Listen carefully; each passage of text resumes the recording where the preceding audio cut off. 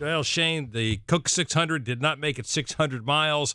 It did make it an official distance, past halfway. Christopher Bell celebrates the win, his second win of the year. But a lot of folks have not been happy the last few days about the fact that NASCAR did not restart the race. Now, let's be fair. NASCAR did try to dry the track, and it was very humid. And I'm not a meteorologist, nor do I play one on TV. But what this means for people that don't understand humidity, it means that the water content in the air was so high that it was slowing the track drying process. And NASCAR said at 11:30 when they pulled the plug that it was going to take at least until 1 o'clock to finish drying the track, at least.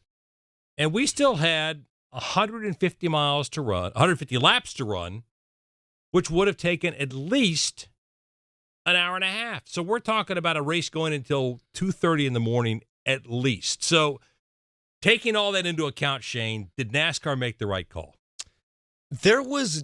It's hard to make a right call in this situation. The problem, in my opinion, is this. At 9:27 p.m., when lightning struck, Kyle Larson's helicopter flew in, and NASCAR knew that rain was coming, it decided to wait it out. And everybody in the building seemed to think, we're waiting this thing out. And once it became clear that it was more humid than they anticipated, it became clear it had rained more than they thought it would take that much longer to dry, made the decision that they did.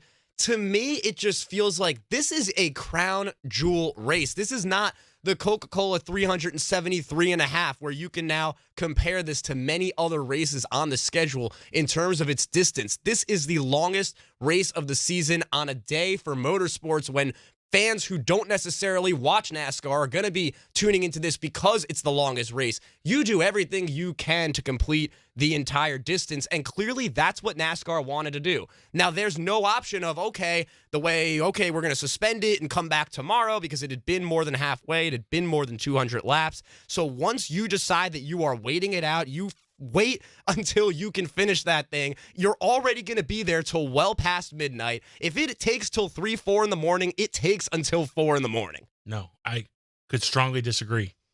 We did what the rule book said.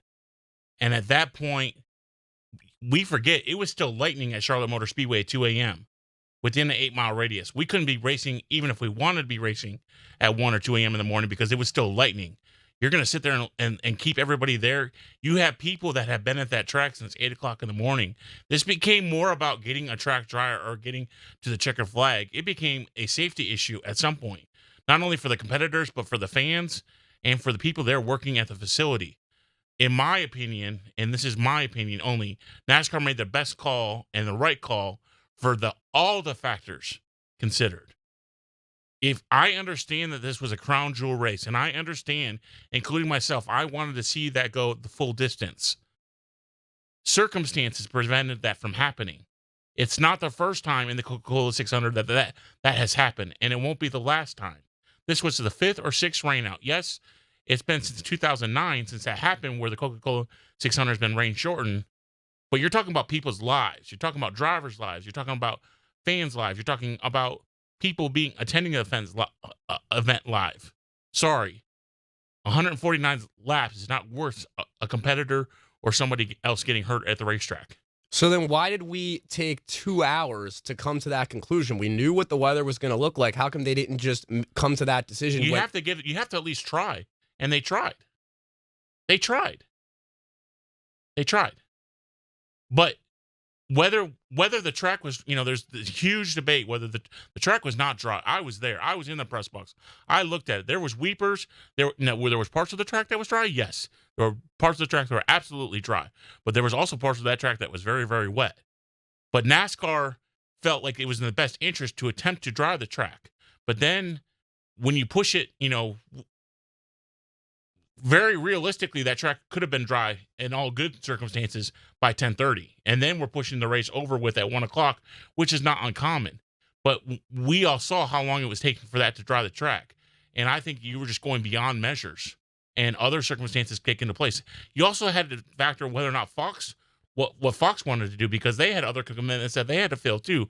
So there's just much more than, and I hate it for all the fans that were in attendance, but there's so many factors involved, and safety as well. And the last time that we pushed an event to start after midnight just because we wanted to race and we wanted to get the race in, we almost saw a driver and fans get killed.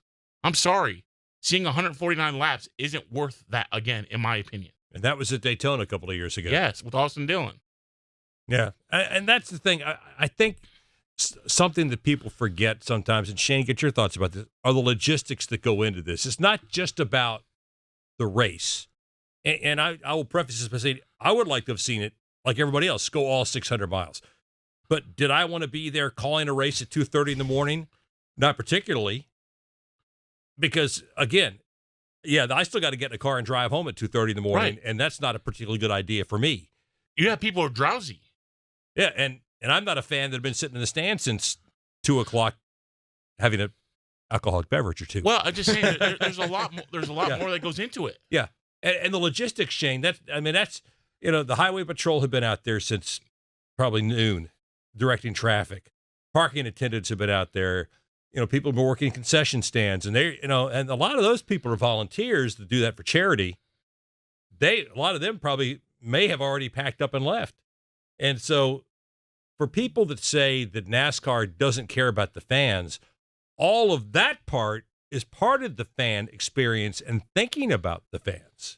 And also but what about the fact that it was already, with how it is, a lot of us who were at the track were leaving. Maybe people left at 9:30, they knew, but then still people were waiting around. It was about 11:30 when that decision was made. At that point, a lot of people, obviously the drivers themselves, the media, weren't going to be getting out of there till after press conference type stuff ended past about 1 a.m.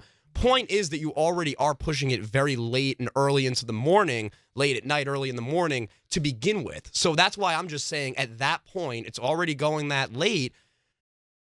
At what point, and clearly they decide, okay, 1 a.m., that's where they're drawing the line, that's too late. I'm saying that because if we're going to be there late anyway, we're going to be there past midnight, late into the night, I understand why for some people it's a bigger difference. I'm saying I do think there is something to be said about if you're getting out of there at 1 a.m. after a race basically ended 3.5 hours ago at 9:30 that didn't go its full distance. If you're already going to be leaving that much later than you probably would have left if the race was at its normal length because of the extended delay, it obviously is a... You still have lightning going on at 2 o'clock in the morning. So you're going to stay till 3, 4 until all those lightning strikes gone away? Who's going to pay for all those times? Who's going to pay to keep the TV on the air for that time? TV's not going to stay on the air for 3 or 4 hours waiting for the lightning delay to go away. We called the race at 11:30. 2.5 hours later, we still had lightning in the area within an 8-mile radius. And that's a 30-minute reset every time the lightning strikes. Yeah. I mean, I understand where Shane's coming from, and I respect it. But I'm also trying to think of all the factors that come in there. Even if the track was dry, we had plenty of food, we had TV raring to go, we still can't race. Because if we go back racing with lightning in the area, we are putting the fans in jeopardy. And we're putting the pit crew guys in jeopardy. And the TV people in jeopardy by being out there putting a race on because people want to see it through the finish. I'm sorry. If we still have lightning strikes at 2 o'clock in the morning, which we did at Charlotte Motor Speedway at 2 a.m. on Monday morning, I'm not willing to put somebody's life at risk for us to race 149 laps. There have been some people this week that have come up with a big theory that, should have just come back and finish it on Monday. It's a 600. Well, that opens up a whole different can of worms. Yeah. We did what the rule book said we were supposed to do. And that is we got to the halfway point of the race. And once we reached the halfway point of the race, if for any reason the race cannot be restarted, and there's a long list of reasons why races can't be restarted, but we got to the point where the race could not be restarted, so the race was deemed official. I know this is a crown jewel race. I know this is the longest night of the year, and I respect all of that. But we can't just start changing the rule books because of feelings. There's a process. I'm all for, and I've discussed this with other colleagues and whatnot. If we want to discuss this for the crown jewel races, the Daytona 500, the Southern 500, the Indianapolis, the Brickyard 400 as we call it, and the Coca-Cola 600. I'm all for the debate opening up during the season, during the off season. So you're already going to have a debate of which the crown jewel races are now. Well, yeah, I guess because you left can. out Talladega. Is Talladega considered a crown jewel? I don't know anymore. Who knows? I guess is the Brickyard still considered one? I don't know. I mean, I think we're going back to the oval, so it is considered. But I'm just saying, like, these crown jewel races that we believe to be crown jewel races, right? If there's such a desire for these races to finish the full distance, I feel like that discussion can be had during the off season where, hey, we're making an exception to our rule book that these crown jewel races must go the full distance, and we don't care how long it takes. It could take 1 day, it could take 3, 4 hours, 6 hours, whatever, 1 day, 2 days, 3 days, whatever.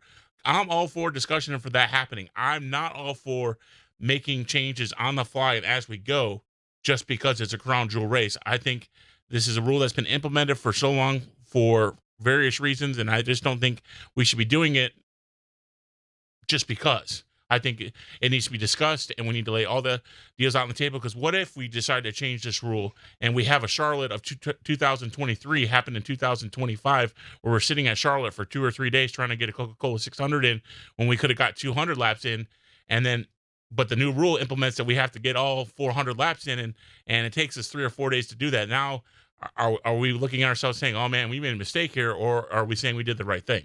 There's just it opens up a whole can of worms even if we do decide to change it, Shane, your thoughts? Yeah, I mean, like I said earlier, I think that it felt like the race needed to be finished that night. But it's an interesting concept because what if it hadn't gone 200 laps? The race hadn't gone 350, almost over. The race had gone just over, past that halfway point, not even halfway through stage 3 of 4. And so because of that, it really did trim the length of the 600. However, if they would have potentially even thought about going back that next day, it goes against the precedent in just about every single way. And I think it's a really good point that you make, Chris, because there's a chance that it's not like you could just easily draw it up. Okay, come back tomorrow and it's all good then. Because what if you end up going 4 days each day, try to do some laps, like you said, and it's a tough call. And Mother Nature is a mad scientist that you just don't know what's going to happen. We could have no rain at all, but we could have just lightning after lightning after lightning after lightning. We've seen it before, and I love the NASCAR fans and I love NASCAR Nation, but do we let what happened on Sunday dictate what happens in the future? And potentially put ourselves in a worse position than what we were on Sunday night. I'm not sure it's worth a knee-jerk reaction. I guess that's what I'm saying. Do I believe in opening it up for discussion? Absolutely. But if we open it up for discussion and we make the change, then we have to live and accept those changes. And if it becomes worse than what it has in the past, then we have nobody to blame but ourselves. I mean, it's interesting. We've had unusual things happen. I think a year ago, for 600 Memorial Day weekend, remember, everything got rained out until Monday. Yes. And we ran 900 miles on Monday, and the Xfinity race ran in 2 pieces because we started the race. Then had to stop to run the Cup race because the TV window for the 600, and then finished the Xfinity race after the Cup race. So, I mean, that's something that I can't remember ever happening before, but it happened. But it was all on the same day. And we've had situations where we started races, not made it to the halfway point or an official race distance, and then had to come back the next day. But I'm with you, Chris. I don't think and there's a lot more that goes into it, and I throw out that word logistics again. There are a lot of logistics to go into coming back the next day, and when you've got a race that was already an official race, I think you open a whole can of worms under the current rule book that, once you do that, Shane, it's going to be, well, you did it for Charlotte. Why can't you do it for our race? Right. Well, I mean, what's the difference between coming back here, doing it for the 600, but not doing it for a race in the playoffs? Are you saying the 600, the playoff race is more where a playoff race determines a champion? That those races aren't as important as the 600? Some may think that those races in the playoffs are more important. Hey, somebody didn't get stage points for the third stage the other night. Right.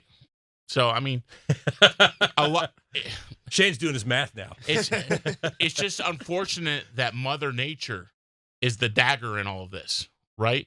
Because we did have good racing, and we did have lots of action on track, and we saw comers and goers. But in this case, I think Christopher Bell was right. He had a fast car. So in retrospect, one of the guys that probably was going to be a contender to win the race ultimately won the race. It's just a shame that we didn't get all 400 laps in. And also, obviously, Christopher Bell was the best, fastest, led the most laps in the race, but it just feels like a lot really could have happened over the final 150 laps, and that we don't know how Christopher Bell would have necessarily done. It wasn't like he was cruising to a win. It was like he was cruising. He'd won stage 2. He was leading more laps. He led more laps than Ty Gibbs and William Byron, who started on the front row alongside each other. But in a race that isn't that long, it gets to that point. Let's say there aren't 150 laps left. There are just 50 laps left. And it's the kind of thing I feel like you'd be anticipating 3 or 4 cautions and potentially a couple of new leaders. And in a stage race where we weren't even halfway through stage 3 of not even get in the final stage yet, who knows what could have happened after that. And so I do think that it was a solid race, what we saw, and that Christopher Bell had a really strong run, a really good performance, and he is one of the best drivers in this series, has been since last year when he not only reached the championship 4, but led the series in poles, was dominating in qualifying when it really mattered down the stretch. And this year, already one of a handful of drivers with multiple victories. It is good that in the end of the day, he ended up being a winner in an important race for NASCAR, no matter what the length it is. It was nice because you didn't have somebody that backed into it. He had one of the better cars right throughout the day.